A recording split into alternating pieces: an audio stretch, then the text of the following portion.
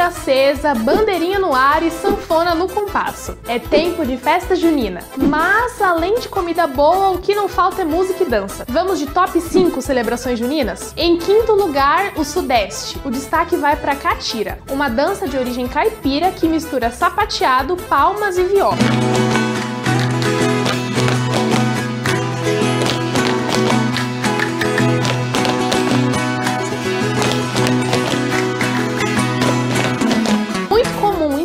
E no interior de São Paulo. Ela é passada de geração em geração e costuma embalar as festas mais tradicionais da roça. Em quarto lugar, na região sul, a festa junina é marcada por tradições que misturam o tradicional com a cultura gaúcha, como o uso de roupas típicas e a dança vaneirão.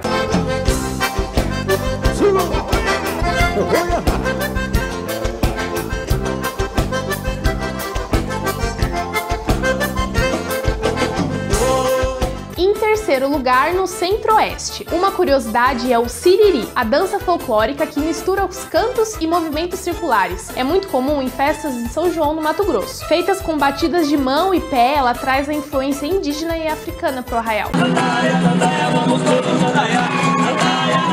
Vamos todos nadaiar. Seu padre vigário venha me ensinar a dançar. Seu padre vigário venha me ensinar a dançar.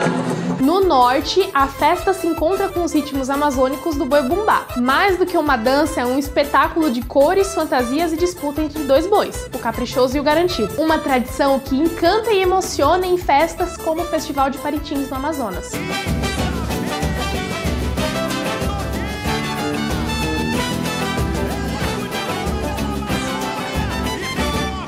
E em primeiro lugar, para eles que têm a maior festa do mundo, o Nordeste, que tem celebrações vibrantes e coloridas, danças tradicionais como a quadrilha, música caipira, comidas típicas e brincadeiras para todas as idades.